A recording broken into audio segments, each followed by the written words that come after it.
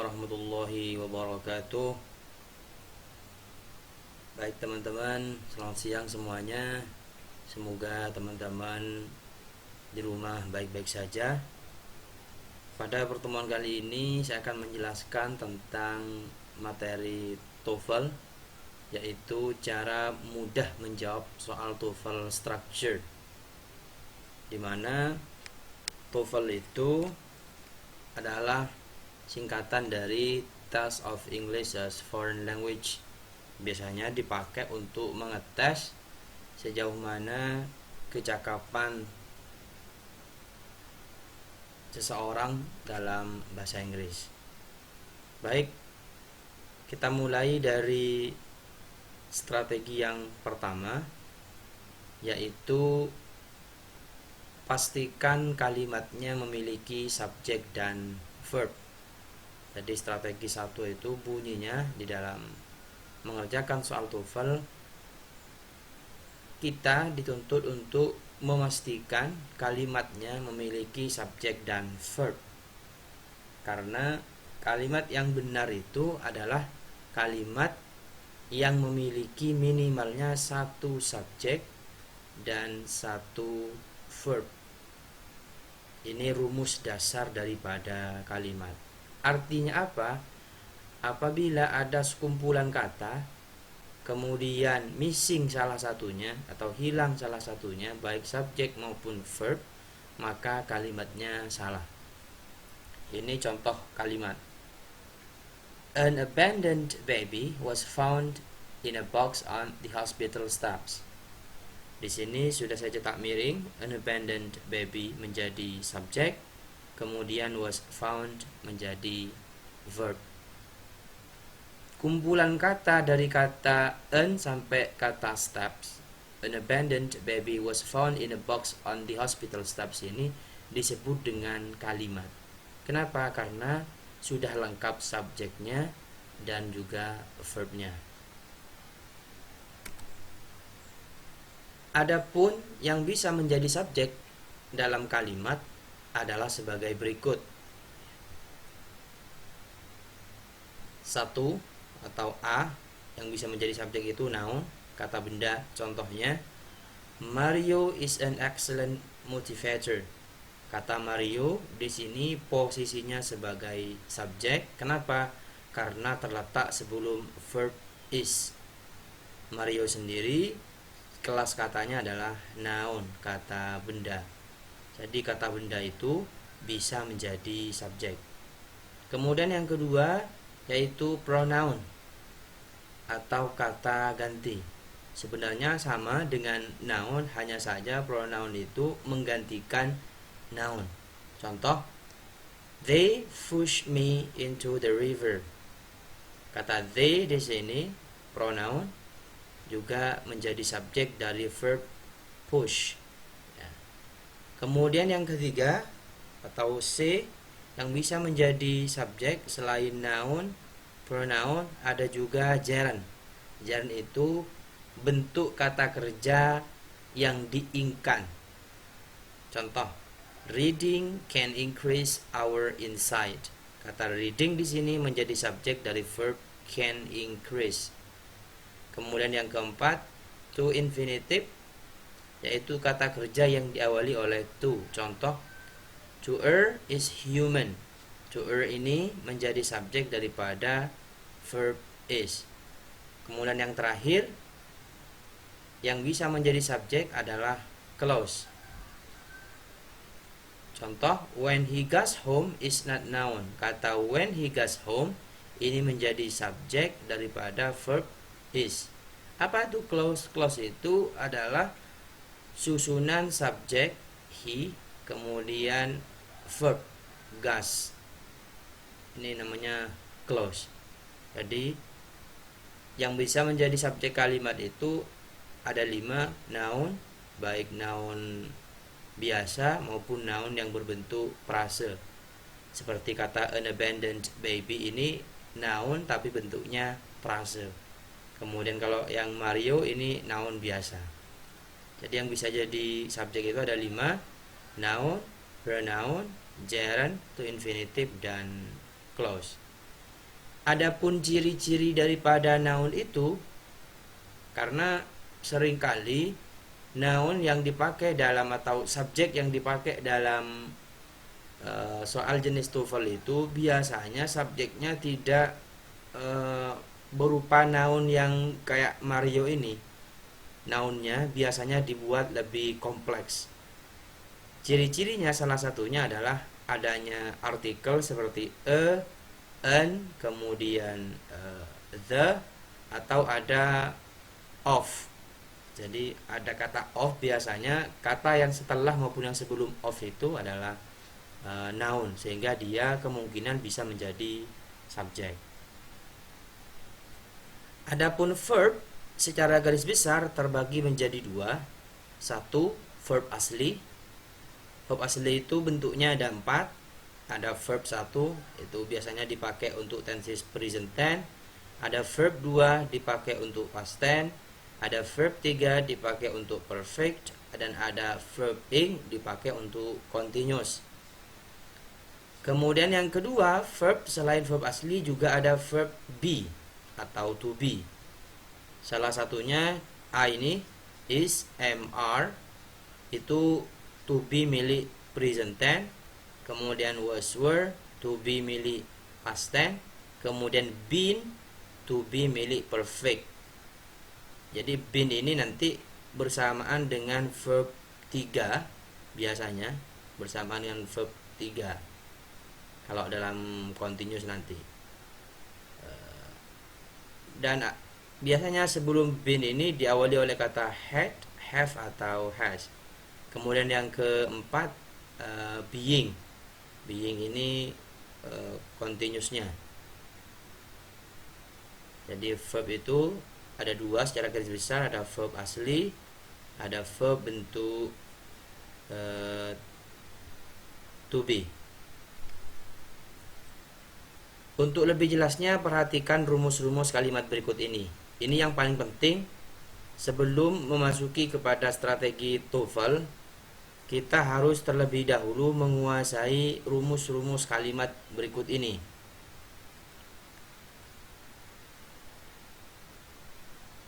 Ini yang penting, ada kalimat itu secara garis besar ada 4.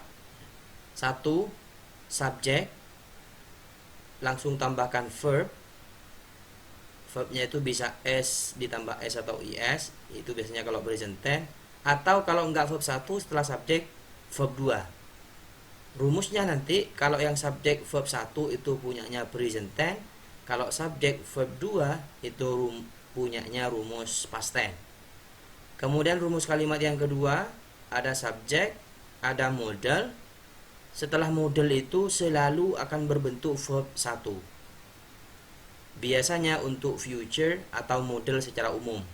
Jadi rumus kalimat ini biasanya untuk rumus future seperti will, itu kan modal. Setelah will pasti verb 1. Atau modal secara umum. Modal secara umum itu seperti can, kemudian could, kemudian must, dan lain sebagainya. Kemudian yang ketiga, rumus kalimat itu subjek, have, has, atau had, kemudian verb 3. Kalau yang subjek, have, has, verb 3 itu present perfect. Kalau yang subjek had plus verb 3 itu biasanya untuk past perfect. Kemudian rumus kalimat yang keempat adalah subjek, to be. Jadi kalau ada subjek kemudian ada to be, biasanya terjadi dalam 3 hal. 1, setelah to be biasanya verb ing, itu nanti tensesnya continuous tense. Kemudian setelah subjek to be ada verb 3, itu berarti passive voice.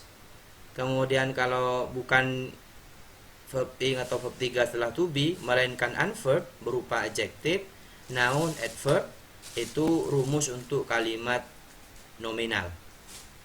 Jadi teman-teman, bagi teman-teman yang ingin menguasai atau memahami bagaimana caranya agar lebih mudah dalam menjawab soal-soal jenis TOEFL, teman-teman harus terlebih dahulu menguasai rumus dasar kalimat ini. Ada 4 secara garis besar ini. Cuman yang di nomor 4 bercabang lagi menjadi 3. Subject to be, verb A, verb 3, kemudian non-verb. Adapun to be-nya silakan diperhatikan di slide sebelumnya, di detik sebelumnya. Setelah teman-teman menguasai rumus-rumus kalimat ini, maka ini akan membantu teman-teman untuk lebih mudah memahami soal-soal pada tes TOEFL. Mari kita langsung saja menganalisis soalnya. Tadi kan di awal pertama bunyi rumusnya atau bunyi strateginya, strategi 1, pastikan bahwa kalimatnya memiliki subjek dan memiliki verb.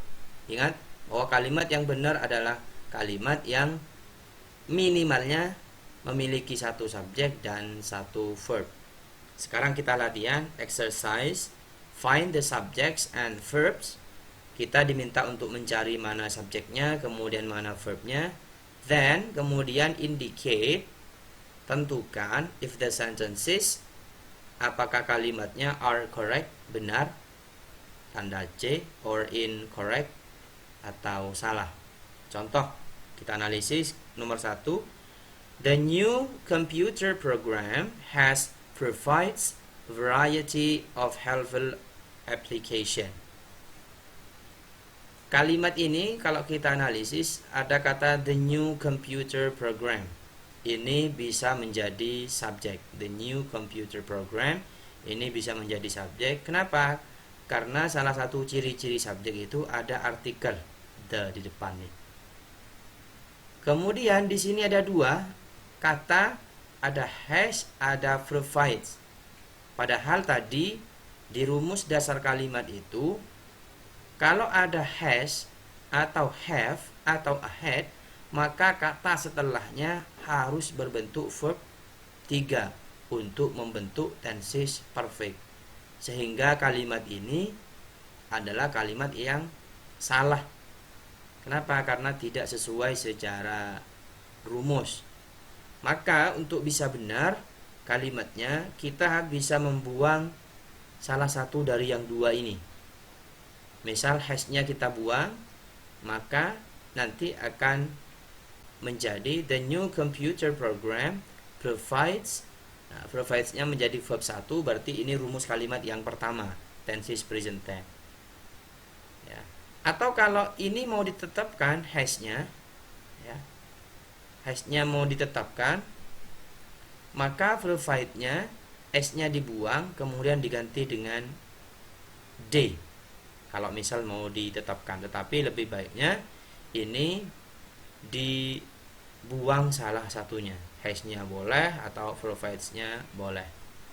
Kemudian yang kedua, kalimat yang kedua, yesterday found an interesting article on pollution. Kita memiliki kata yesterday, yang kebetulan yesterday itu maknanya kemarin. Adapun kemarin itu secara kelas kata dia keterangan. Keterangan dalam bahasa Inggris disebut dengan adverb, sehingga ini tidak bisa menjadi subjek. Kenapa? Karena yang bisa menjadi subjek itu hanya noun, pronoun, kemudian gerund to infinitive, dan clause. Yesterday tidak masuk kepada yang bisa menjadi noun yang 5 itu. Kemudian ada found. Found itu yaitu verb berupa verb 2, ya, verb 2, sehingga sebelum found tidak ada subjek, maka kalimatnya di sini kalimatnya incorrect, tidak benar.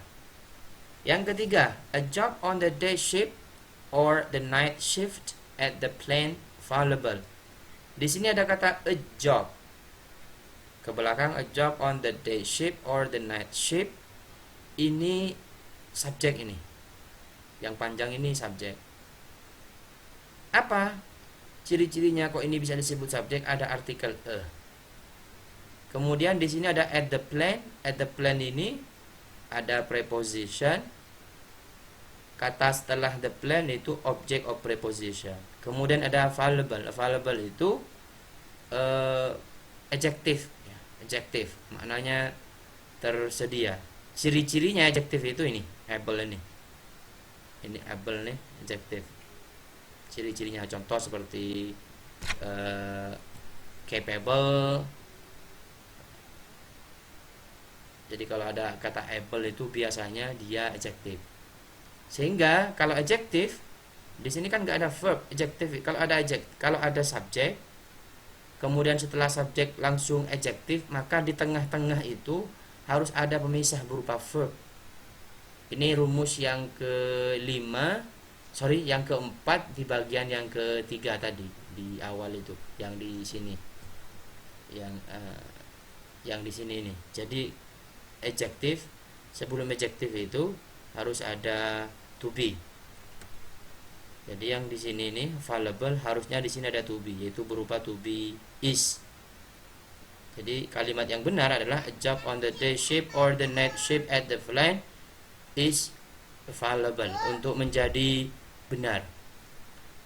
Kalimat yang keempat, the assigned text for history class, it contains more than 20 chapters. Kata the assigned text ini bisa menjadi subjek. Kenapa? Karena ada artikel the. Kemudian di sini ada it lagi. It ini kan pronoun. It pronoun, sehingga di sini akan ada dua subjek bersamaan. Kalau ada dua subjek bersamaan, maka secara rumus salah. Ya, sehingga nanti ini harus dibuang salah satunya. Yang dibuang di sini adalah yang it-nya. Sehingga kalimat yang benar adalah the assigned text for history class contains. Contains-nya menjadi verb. It-nya sudah dibuang. Kenapa? Karena kita sudah memiliki subjek berupa the assigned text for history class. Kemudian yang terakhir, yang kelima, the papers. Jadi yang keempat ini kalimatnya salah karena double subject. Sekarang yang kelima, the papers in the waste basket should be emptied into the trash can outside. The papers menjadi subjek karena ada ciri-cirinya berupa artikel the. In the waste basket ada in preposition, ini menjadi object of preposition. Ya, jadi subjeknya ini the papers. Kemudian should be emptied. Nah, ini ada should be ya. Kalau ada to be, setelah to be itu ada verb 3, maka ini pasif. Rumus kalimat yang keempat di poin B. Jadi kalimatnya ini benar ya. Jadi saya ulang. Yang pertama kalimatnya salah karena ini setelah has berupa verb 1, padahal setelah has harusnya verb 3, sehingga harus menghapus salah satunya. Kemudian yang nomor 2 salah karena tanpa subjek, hanya berupa verb. Yang ketiga salah juga karena hanya berupa subjek, tidak ada verbnya. Di sini verbnya is. Kemudian yang keempat double subject, ada it, ada the assigned text, salah. Yang kelima yang benar. Setelah menganalisis tadi, mari kita langsung masuk kepada contoh. Di sini saya memiliki 3 contoh soal yang saya ambil dari salah satu soal di tes TOEFL ya. Ingat ya, bunyi strateginya. Yang pertama, saya kembali lagi. Yang pertama bunyi strateginya ini. Strategi 1, pastikan kalimatnya memiliki subjek dan verb. Ini yang perlu diingat. Mari masuk ke soal yang tadi. Nah, ini nomor 1, George Washington Carver. Nah, ini George Washington Carver ini menjadi subjek. Kenapa? Karena berupa nama orang. Ini noun ya. George Washington Carver ini noun. Sehingga di sini subjek. Setelah ini ada blank, ada kosong. Setelah kosong ada international fame dan seterusnya. Ini kita tidak perlu repot-repot, langsung saja. Ingat, setelah subjek itu biasanya langsung berupa verb. Di sini pilihannya ada 4. Ada won, ada winning, ada who has won, ada the winner of. Ini kan kita sudah punya subjek nih, George Washington Carver. Sehingga pilihan yang D, the winner of, ini jelas salah karena nanti D ini juga subjek. Subjek bersama-sama berurutan 2, tanpa dipisah oleh kayak konektor and itu nggak bisa, atau tanpa dipisah koma itu juga nggak bisa. Kalau langsung nggak, misal George Washington Carver the winner of, nggak bisa kalau tidak ada pemisahnya. Jadi D ini salah.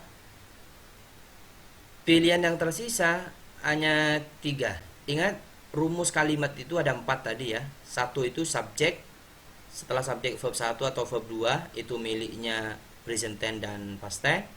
Yang kedua yaitu subjek, modal, kemudian verb 1, atau kalau enggak seperti itu rumusnya yang nomor 3 subjek, have, has, atau had, kemudian verb 3 miliknya perfect, atau yang keempat subjek plus to be, setelah to be verb ing, kalau enggak verb ing verb 3 berupa pasif, kemudian unverb, adjective, adverb, dan noun. Sehingga di sini nggak ada dalam rumus itu setelah subjek langsung tiba-tiba verb ing, nggak ada ya. Kalau mau pakai verb ing harus ada to be yang mendahului. Jadi jawaban yang benar adalah yang A, karena tensesnya di sini tenses past tense. Jadi kalimat yang lengkap, George Washington Carver won international fame bla bla bla bla sampai the early 20th century. Ini juga keterangannya miliknya past tense. Jadi jawabannya adalah yang A. Kemudian yang nomor 2, bla bla bla was backed up. Langsung ada was. Sebelum was kosong. Berarti di sini hanya yang diperlukan berupa subjek. Pilihannya ada 4 juga, ada yesterday, ada in the morning, ada traffic, ada cars. Ingat, yang bisa jadi subjek itu hanya 5, yaitu noun, pronoun, gerund, to infinitive, dan clause. Jadi yesterday dan in the morning sudah nggak masuk karena berupa adverb. Pilihannya tinggal 2, traffic dan cars. Ini juga sama-sama noun posisinya, traffic noun, cars noun. Kalau menemukan 2 kayak gini, gimana caranya? Kita lihat verbnya. Di sini verbnya was, verb tunggal. Maka subjeknya harus pakai subjek yang tunggal. Subjek yang tunggal itu apa? Traffic. Subjek tunggal itu, atau noun kalau tunggal itu tanpa s. Kalau ada s-nya, noun itu jamak. Sehingga yang benar jawabannya adalah yang C. Traffic was backed up 4 miles on the freeway. Sehingga lengkap, 1 subjek, 1 verb. Yang terakhir, nomor 3, before the 90s, children bla bla bla the yachts of their homes and in the streets. Kita ada kata children nih, maknanya anak-anak. Ini subjek, ini bisa jadi subjek. Ini kosong, sehingga yang kita perlukan di sini bukan verb nih semuanya. The yachts, ini ada the, ini noun, ini bukan verb, di sini subjek. Berarti tanpa verb nih, yang kita perlukan, yang kita harus cari adalah yang verb. Subjeknya sudah ada, sehingga tidak memerlukan subjek lagi. A ada subjek, the, salah, karena sudah ada subjek, nggak perlu subjek lagi. Kemudian yang B, has played in. Ini kemungkinan benar, karena has played ini secara rumus dia rumus present perfect. Hanya saja di sini subjeknya children. Children itu jamak, sehingga di sini nanti auxiliary verbnya tidak pakai has, harusnya pakai have, sehingga B salah. Kemudian yang C, playing, tiba-tiba ada verb ing setelah subjek, itu juga salah. Karena kalau setelah subjek, kalau mau pakai verb ing harus ada to be, maka yang C salah. Sehingga yang tersisa jawabannya adalah yang D. Children played in. Ini verb 2 yaitu rumus yang pertama, subjek plus verb 2 rumus past tense. Begitu cara mudah menjawab soal TOEFL. Jadi strateginya yang pertama bunyinya adalah pastikan teman-teman harus mencari dulu apakah kalimatnya memiliki subjek atau memiliki verb. Kedua-duanya harus lengkap. Seumpamanya salah satunya hilang, maka nanti kalau ada soal seperti ini, misal verbnya hilang, tinggal kita cari verbnya. Misal subjeknya yang hilang, tinggal cari subjeknya, menyesuaikan dengan rumus yang sudah saya berikan tadi di ini. Ini rumus yang harus teman-teman ingat.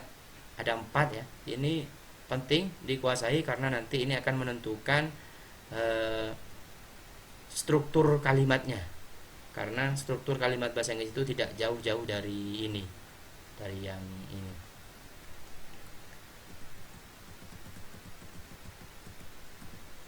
Jadi kembali lagi ke awal, strategi 1, pastikan kalimatnya memiliki subjek dan verb. Itu saja barangkali untuk pelajaran pada hari ini. Semoga bermanfaat dan bisa menambah wawasan, pengetahuan bagi teman-teman, sehingga nanti seumpamanya misalnya teman-teman mau ambil tes TOEFL, strategi ini bisa dipakai, cara ini bisa dipakai.